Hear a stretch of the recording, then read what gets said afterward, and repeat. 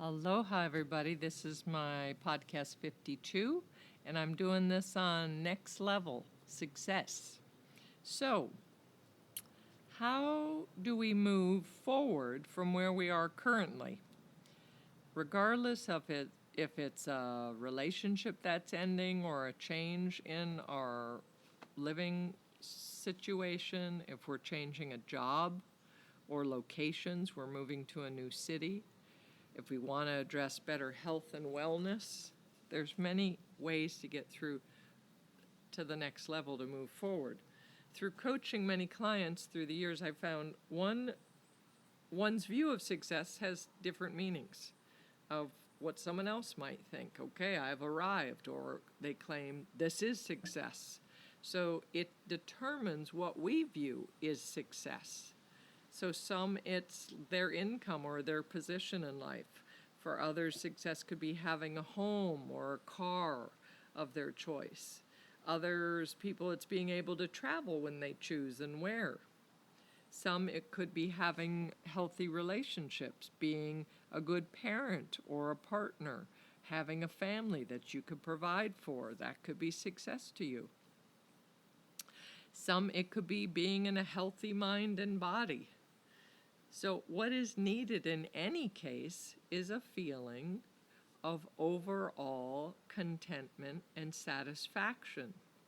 The ability to let this in, to acknowledge each step as we progress forward is very important. Most humans have a high inner judge. The focuses. We focus on what hasn't been accomplished. I still am 5 pounds overweight. I still haven't made my first million. I'm in a relationship, but I'm not married. So they're focusing on, I have a house, but it's not my ideal house. Yes, I have a car and it's very nice, but I want this kind of car. So that tends to be this negative tape that places versus what we actually have achieved. I love my car. It's not my Mercedes, but I love it. It works. It has great AC. I love my relationship. So just being able to presently check in and know what you have achieved. So I would like to offer a little self-reflection exercise where we take a moment and determine currently, what is your bar for determining what success means to you? I'll give you a couple of specific options. One is stable with a lavish lifestyle and disposable income. 2 is accomplishing challenging feats or winning competitions. 3 is helping others, changing lives, feeling purposeful. 4 is establishing interpersonal and romantic relationships. 5 is feeling balanced, content within myself and relationships. Or 6, a feeling of peace and deep gratitude overall. So all of those can be a factor of your priority right now and what you feel is truly success. By better understanding what your success means to you, this can help you prioritize your actions to create a plan. Once you clearly see, for instance, I need X amount of money to survive, but it doesn't matter how much I make. Either way, it doesn't motivate me. I've had many clients that are very wealthy. They could do anything they want. They own several homes, several cars, so many toys, and they're very unhappy. They are very critical to themselves and to others around them because that's how their mind works and their filter. And if they were to die today, it would be perhaps feeling like a failure. So that's not always the case with some. So what could matter to someone is maybe it isn't about money. Maybe it is, for instance, myself. I want enough money to pay my bills and to live well and healthy foods and all those things. But yet, how much money I've made a lot of money in my life and minimal money in my life so many times that I realized that I could either live without joy because I don't have X amount of dollars, or what if I'm the same way inside and outside, regardless of my material worth, and I act that way. I'm the same person. So, but what for me in particular, like what success is to me, is that when I have a steady full flow of counseling clients and I get to see with each session how I'm impacting their lives with my guidance, I notice that they start being more confident, they have a greater sense of expression, they're clearer about their needs, they feel freer, they begin accomplishing in their life what they need. So my personal definition for success would be to change lives and to make the world a better place than it was before me. But we all have difference. One's success is not better or worse than another. I'm not against people that materialism matters to them. It depends on that self-honesty to see where are you at and what matters. But also, are you going to allow that moment of achievement, that moment of, okay, I'm doing pretty good. I was filling in at a school and teaching this week and next week estheticians, and a lot of them are graduating any day now. And I'm like, so they're right away, okay, now I got to get a job and all these things are happening. I'm like, wait, take a moment and give yourself so much praise that you just completed a program, a certification that was a lot of time and attention. You passed your tests. You learned a lot. You have a whole new career. Like, allow yourself that moment, that level of success before we go to the next step. Because this is how we're fueled more. We need these little increments of approval. So, our success can also change depending on our age and our experience.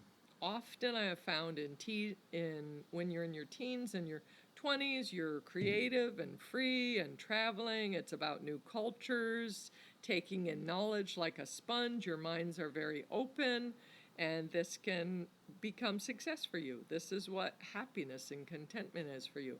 And then somewhere around the late 20s, 30s, 40s, that tends to be your power time in life. Again, this is not for everybody, but this is general overall, where money and position and achievement and cause and effect, getting my car, my home, my dress, my whole persona becomes my primary success, my primary focus.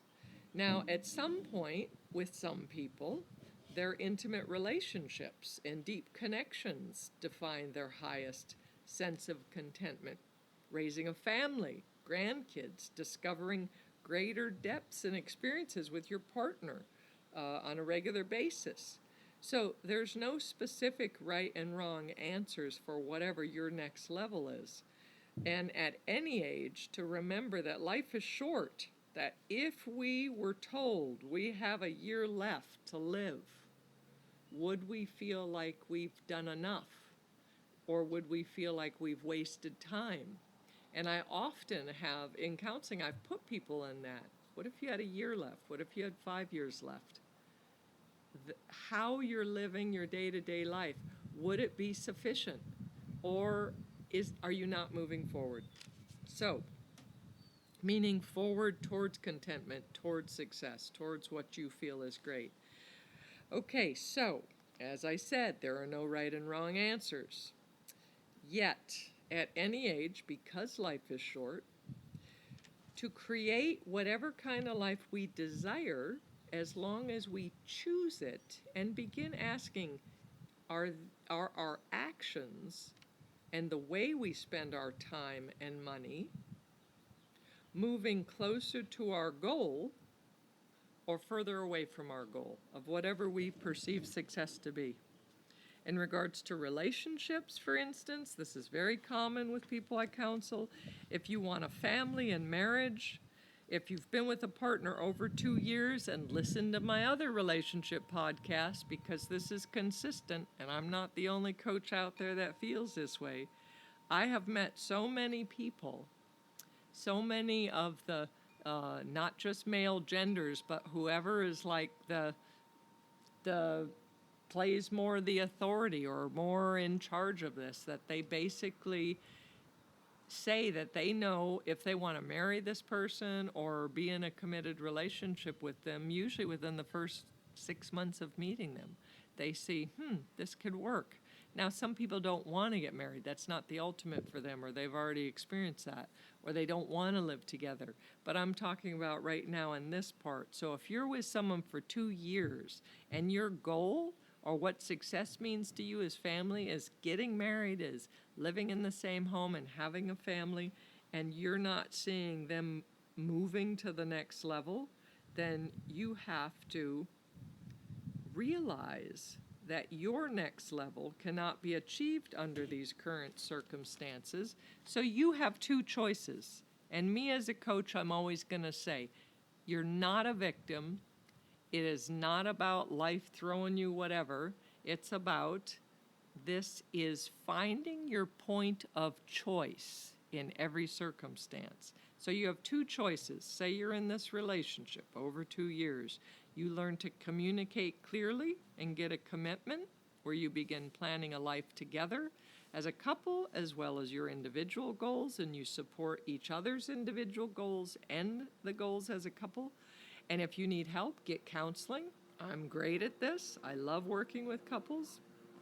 Or if your partner is too afraid, or for whatever their issues are, they're not willing to work on their issues, to own what their past hurts are of why they can't commit to you, or what is it really about you that isn't going to allow them to drop in and feel that sense of safety, then love yourself enough to move on. I personally have witnessed couples where, for instance, one wanted a child and the other did not. It's not always the woman that wants the child and the man that doesn't. That's more common, but I've seen it where, even in gay relationships and stuff, there's one partner, or in male-female relationships, where the woman is like, wait, I want to work. I don't want to do this yet. And the guy's like, but I want to be a dad, right? So what happens is they've had enough compatibility and their life kind of like has its way of working out, where they're just so used to their patterns that eventually they get too old and they can't reproduce. They can't have a child. If you're a certain age, they won't even let you adopt a child, or not a young one. You could adopt a teenager or something, but I think after the age of 40, you can't adopt a baby. So these are things to learn. Anyways, so one person doesn't want to stir the pot in a sense, so eventually your time runs out and then you don't have a choice. And then you say, okay, well, this is how we do this. But that's a big goal for some people, that they always wanted to be a parent. And you got to see what's more important, the relationship or being a single parent. If you have to be a single parent, do it. But really tune in to see what are your needs. Many times people have stayed in a relationship and they're like, why did I stay with this person in my 20s and early 30s? And it's basically my most energetic and youthful time of life has passed. And it's like, keep checking in honestly with yourself and see what your needs are. Check in on how you're feeling. I always talk about those 2 feeling words: wake up, pee, brush your teeth, meditate, do whatever, but check in and say, what are my 2 feeling words today? And just see what that is, and start with a simple exercise like that. And learn what you're feeling and learn how to meet these needs. So, is there a plan and process? Do you see any steps moving forward in whatever you're seeing as success? So, lists are great tools to feel accomplishments. My clients that tend to be depressed or very fearful, I advise them to start with small, simple tasks that they could write out on a Post-it or on a piece of paper for the day or for just that week. Don't do a month, that's too far in the future and you may not be strong enough. And if it's just for the day, so you write it out. And then in the morning you wake up. And as you do each of these tasks, you cross it off. I've known people that have worked with so much depression or lack of self-worth that waking up and taking a shower was a big move. So again, giving praise. I'm going to write that on my Post-it. I got up at a specific time, even though I would have wanted to sleep all day because I'm so sad. But I made myself get up by 8. I took a shower. Check. That little check mark, when I do that, it's accomplishment. I'm moving forward. I'm writing that down. I'm giving myself praise. You did good. Okay, now what else is on the list? Now let's see. If you're ready to add kind of your regiment here of self-care tools and add a little exercise, some type of meditation or stress reduction and journaling, I've told people begin with a 15-minute commitment. So that is 5 minutes of each of those. So say it's 5 minutes of movement. It could be yoga, it could be crunches, it could be jump rope, it could be weights, it could be running, it could be jumping up and down or putting on a song and dancing. But I want you to time this on your phone. Anyone could do this for 5 minutes. So easy. There's many YouTube videos that are virtual, and there's free classes out there. So if you need the support to do this by watching a video or doing this in a class, do it. So again, set your phone for 5 minutes. Eventually, you will work up to 20 or 30 minutes. So now this is the same with meditation. Some people don't like meditation. Let's demystify it. Meditation could be where you're not focusing or thinking or planning or any of those things. And you're basically, you could go look out a window, find a tree or some form of nature, or sit outside and just focus on your breathing. You could download apps. So there's an app that I love. There was one that Deepak and Oprah did together, and it was a 30-day free meditation. And then Deepak Chopra's doing another one, and it's an app called it's called Renew Yourself, Body, Mind, and Spirit with Deepak Chopra. So you could download that, and it will email you every day and say, okay, today's day 6, today's day 7, and then basically it's a short talk that's inspiring, and then there's a little mantra he'll give you if you choose to say it or not. You don't have to, but they're all for like self-healing and self-affirmation, and then there's a silent little meditation that's timed, and then with pleasant music, and then rings a little bell. So that whole thing each day is only 15 minutes, and it's actually for 30 days. And it's free. So there are so many things out there. As for journaling, if you've listened to my podcast or you're a client of mine, you'll know that I said, I believe in trying to journal or exercise or go to sleep or wake up the same time every day. The body loves habits. As we feel safe and we thrive in consistency, you will find that you could try, for instance, 5 or 10 minutes of journaling. I like 10 minutes. That's good. 20 minutes is good too, but sometimes if you put too many minutes on there, you'll say today, oh, I'm so tired, I don't have time for it today. So if you keep it in smaller increments, I say anyone could do anything for 5-10 minutes. So write the date, write down uncensored anything that comes up, or, for instance, you could write, today I felt accomplished because I did this, and fill in the blanks for 5 minutes or 10 minutes. Or today I felt accomplished because I felt this. Like I actually felt gratitude. I felt being happy. I felt the sadness in my body. So I wasn't so much in my head. I could actually feel sensation in my body, in the emotions. Or today I felt accomplished because I thought of this idea and brainstorm and write some things down. So all of these daily self-care tools, they get checked off on your list before you go to bed. And I love it. I have it right on my bathroom sink. I have a regular calendar in my phone and my computers, but I like old school, writing things out so that I could check it off. And I feel like, look at all the things I've done today. So I guarantee you, somewhere around the 5th day to the 7th day, that you will begin to feel lighter and more focused and a greater sense of possibility. You will begin feeling a shift of wherever you were stuck. You will be moving forward into your next level. So these are ways of having possibilities towards creating success. So the closer your dreams and goals are, the more accomplishment you're feeling.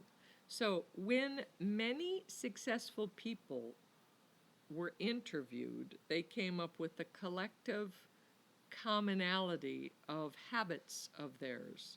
So what accomplished is, these accomplished people, meaning materially they make the amount of money they need, they feel purposeful, they're healthy in body and mind, and they have a sense of connected and meaningful relationships in common, and all of this. So here's the list. The number 1, get up early. So get up at the same time and get up early. Don't sleep in. For some of you that are night owls, switch your habits around. Get up early. Number 2, have a personal regimen, self-care tools that you commit to daily, as I always talk about. Number 3, they are the most attentive students. So when I'm in a class learning something new, I am up front asking questions. All of my students this week, I was so impressed and so motivated and so fed by them because they were so present, so current, so right there with me, taking in all of them in my mind, get gold stars for success.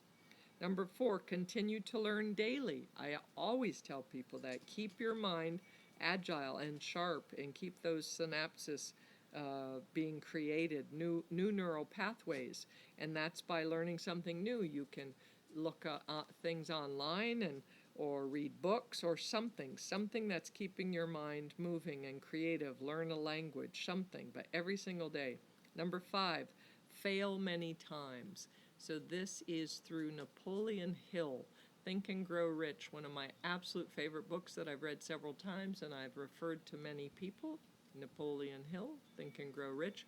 He was during the times in the 1920s and 30s, and he was the first extremely successful, simplistic way of telling people how to succeed on many levels, how to create millionaires. And many of the people like Tony Robbins and many of these career coaches and motivational coaches, they have used his foundation. But one thing he says is every successful person, every millionaire, every whatever, they have failed many times. And they don't stop themselves at that point. They don't beat themselves up that you didn't get this right. They're like, okay, I get that. They become curious about seeing why it didn't succeed, going back to the drawing board, creating a new plan, and again with that enthusiastic perseverance, moving forward. If you've made a lot of money and lost it, you can make a lot of money. It's like a groove that's created inside your psyche and your spirit. It's way easier for you to get back to where you were and move beyond that than someone who hasn't even tried. So, push yourself. Don't be afraid to fail.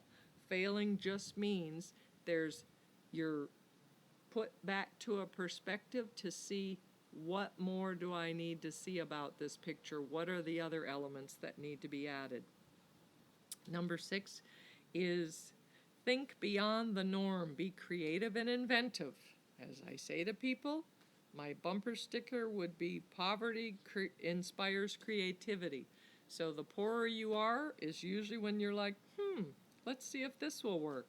Or figure out what the gray areas are. Figure out what these new needs are happening with COVID. How can you make a business out of it? There are new needs in our day-to-day lives that are more important. These masks, these face shields, people having food delivered, people doing online virtual training. So many things are changing. Like, keep thinking it out, not in terms of this is going away soon.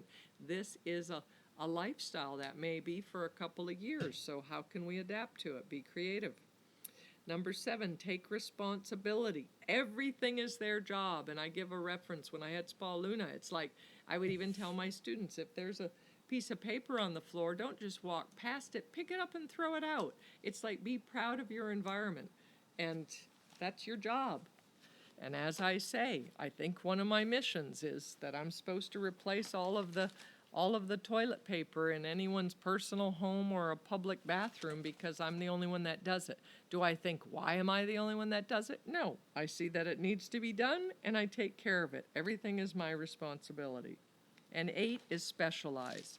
And what I mean by that is, what makes you different than other people?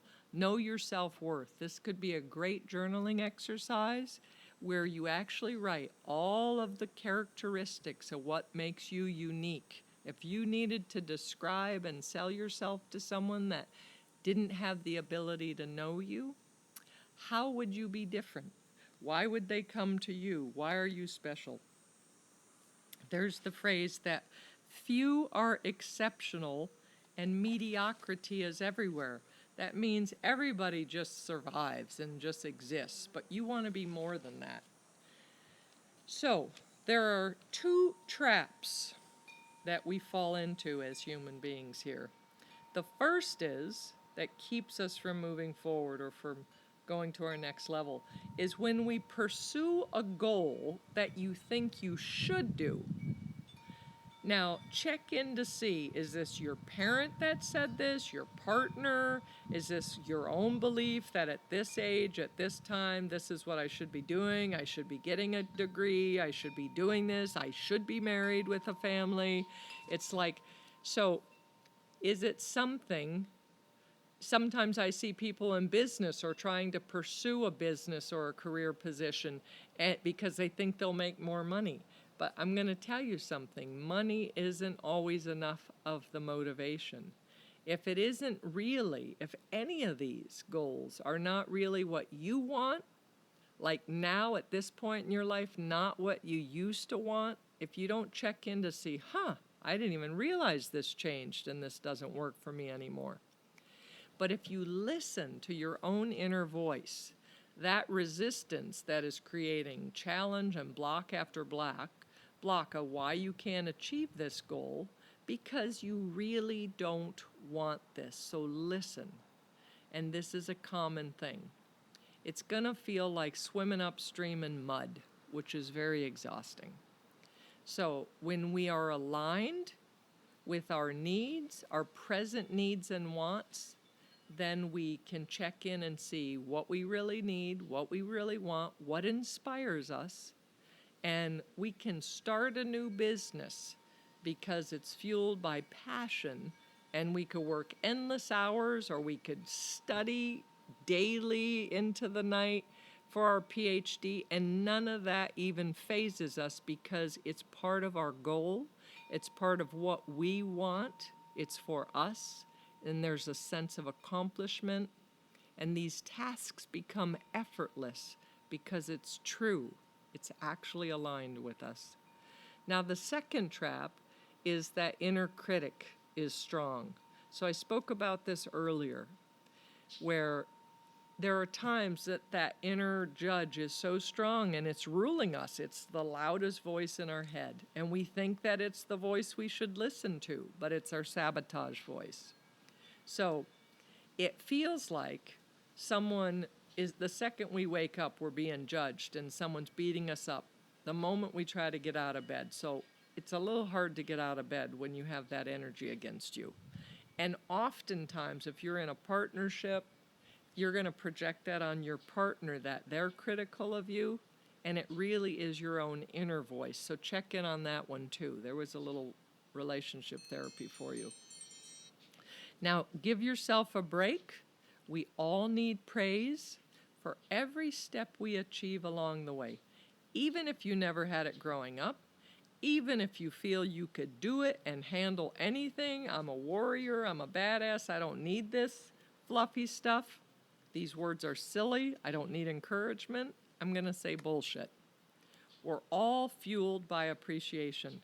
And this is the other thing. Do not expect that. It is not the job of our parents, our partners, our bosses, our priests, our friends to see how we're doing. Check in. How are you feeling? Do you need a rest today? Are you eating well? It is our job to give us strokes. Good job, Samana. You're doing great. It's our responsibility. And if you feel you're not worthy, then I want you to do this little inner child work where I want you to pretend that you're responsible for this young child and see whatever age they are, whatever gender they are, and they're next to you. And I give this reference. I talked about this with inner child work, I think podcast 8, where it's basically the caseworker gave you this file on this wounded child, and you read all of it, and you know all their wounds, and you know this child is a little afraid and a bit insecure, and you know this child often feels like anything it does, it can't do anything right. So this is who this child is you're responsible for. And knowing this with the big heart you have, would you actually criticize that child, or you see that child doing things like getting dressed or brushing their hair or making some little craft, and would you say that's stupid, or would you praise them and support them? We know the answer. So start doing it for yourself. Try this little experiment of consistent,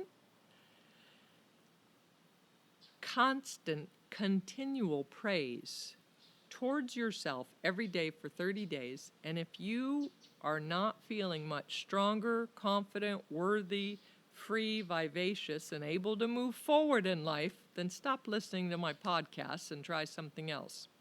But what I guarantee, I'm fully confident with this, is a long and lasting relationship of you following me, hopefully, for more insights. If you find you need specialized support, that the words that I say and the advice I give, that they resonate for you, I am available for virtual counseling sessions. I'm regularly $100, and since COVID, I've been offering $75 an hour. And if you need a sliding scale, let me know. You can contact me, text me, 808-283-7587.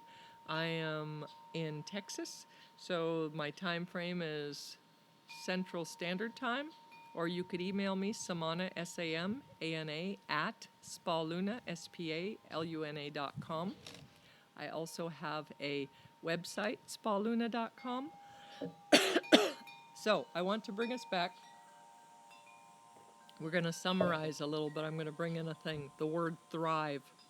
So we could live in a survival mode, and that means that's the basic functioning, which is primarily a stressed out way of living, lots of challenges, everything's an effort. Our parasympathetic nervous system is totally taxed.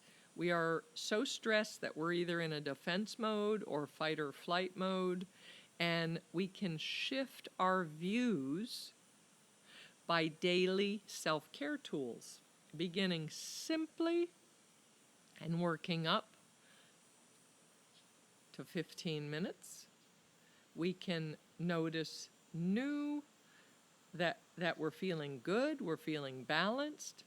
We can make choices to thrive instead of survive. And notice that even in nature, the lesser obstructed paths for the river, for the water, it will go downhill. It will go in a flow with ease. A tree will thrive and grow and blossom with its expanding branches when there is space for it to grow. When there is sunshine, it will thrive. We are nature. We deserve to live with less struggles and stress or self-doubt and choose to thrive and live with ease. So I'm going to close out by saying, first off, thank you for following me. Please share this for someone that you think it may benefit. And I am offering, so I gave the dates before. I'm changing this because I had someone who's actually going to be on a trip, and two of them really want to do this, and I'm probably only going to take up to 10 people in this. But I'm doing an online virtual 30-day detox cleanse. If you look at my website, I call it my total transformation. And for any of you therapists out there, you could actually learn this to start with your clients and help your clients through this. So we're going to deal with a 30-day body detox where you're going to eat a specific way. I've done this for 28, 29 years now. So I will send you all that material once you've paid and confirmed your enrollment. And then each week, so we're going to do Thursday evening, September 17th, 24th, October 1st and 8th, just before my birthday on the 9th. And I normally charge $500 for this. I've lowered it to half, so $250. Plus supplements. I sell these pure encapsulation supplements that you'll get at a discount, and I'll have them shipped right to you. And those are 30-day packets of everything you need to feel good and feel great. And then there is specific foods that you'll have to buy. And each week, we are going to do a check-in. So we're going to see how you're feeling with the cleanse, and everyone's going to share. You're going to bond with each other. We're going to do a brief meditation, a brief movement, and we're going to do a journaling exercise, and we're going to do process-oriented exercises amongst each other, and then I'm going to lecture for about an hour each week. So the first week is literally so much about physical detox and how that works and why it matters that we do cleanses often to help clear out the colon and the liver and make our life and cells in our immune system strong, now more important than ever. And then we're going to, the second week, I talk about mental detox and how we do less stress things and how we're going to clear our mind. And then I talk about emotional detox, like how do we cultivate or harness or direct our anger, sadness, fear into its highest possible way.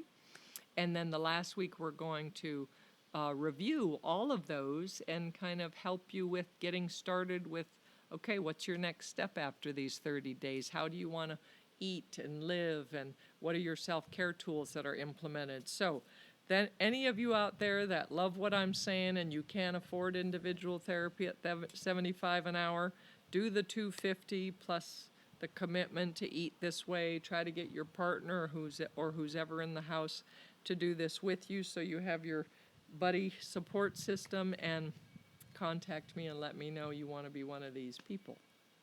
Okay, blessings to you. Aloha. Stay safe. Have a great week.